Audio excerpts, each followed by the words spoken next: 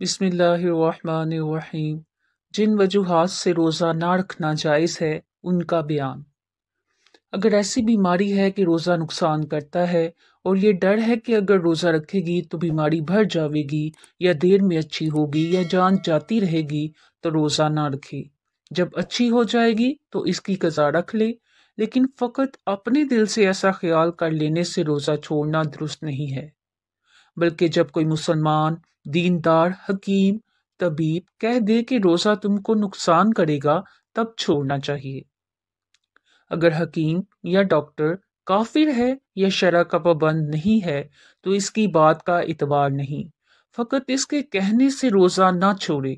अगर हकीम ने तो कुछ नहीं कहा, लेकिन खुद तजर्बाकार है और कुछ ऐसी निशानियां मालूम हुई जिनकी वजह से दिल गवाही देता है कि रोज़ा नुकसान करेगा, तब भी रोज़ा ना रखे।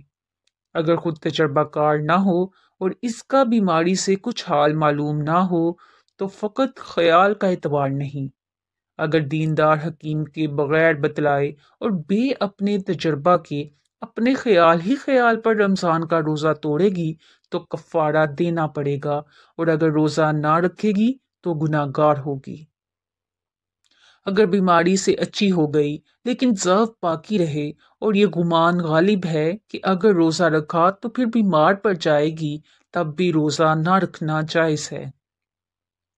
अगर कोई मुसाफरत में हो तो इसको भी दुरुस्त है कि रोज़ा ना रखे, फिर कभी इसकी कज़ा रख ले।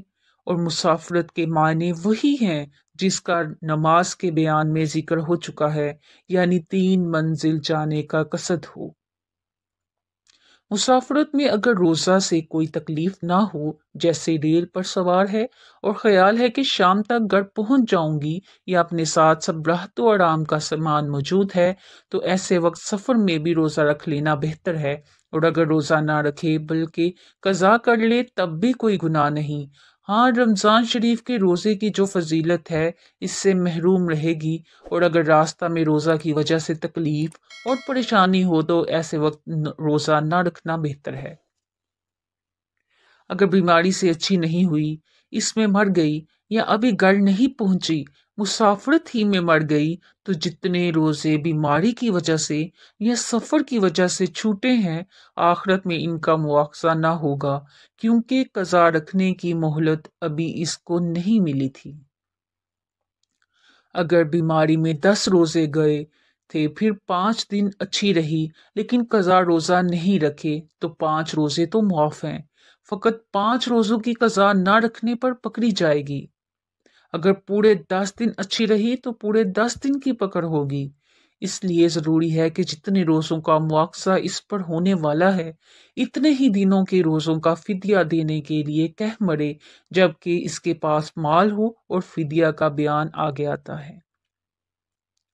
इसी तरह अगर मुसाफरत में रोज़ा छोड़ दिए थे, फिर घर पहुंचने के बाद मर गई, तो जितने दिन घर में रही है, फ़कत इतने ही दिन की पकड़ होगी। इसको भी चाहिए कि फिदिया की वसीयत कर जावे।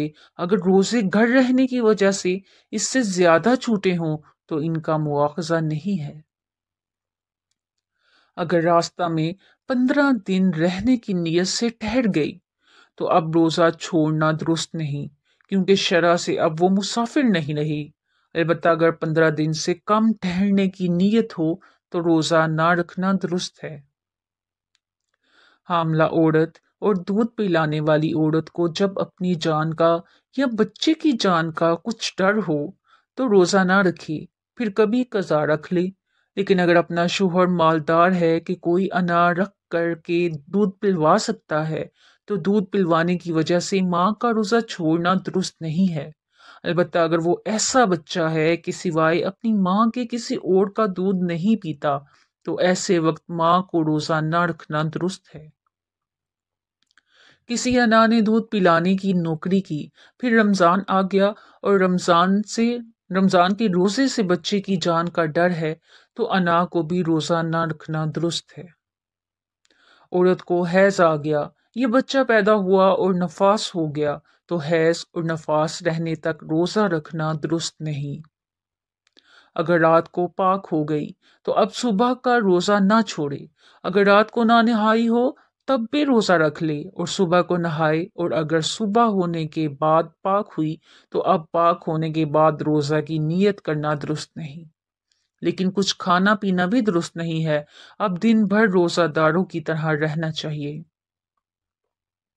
इसी तरह अगर कोई दिन को मुसलमान हुई या दिन को जवान हुई तो अब दिन भर कुछ खाना पीना दुरुस्त नहीं, और अगर कुछ खाया तो इस रोज़ा की कज़ा रखना भी नई मुसलमान और नई जवान की जिम्मा वाजिब नहीं है। मुसाफरत में रोज़ा ना रखने का इरादा था, लेकिन दोपहर से 1 घंटा पहले अपने घर पहुंच गई है, या ऐसे वक्त में 15 दिन रहने की नीयत से कहीं रह पड़ी और अब तक कुछ खाया पिया नहीं है, तो अब रोज़ा की नीयत कर ले। ये थी वो वजूहात जिनमें रोज़ा ना रखना जायज़ है। जज़ाकल्लाह।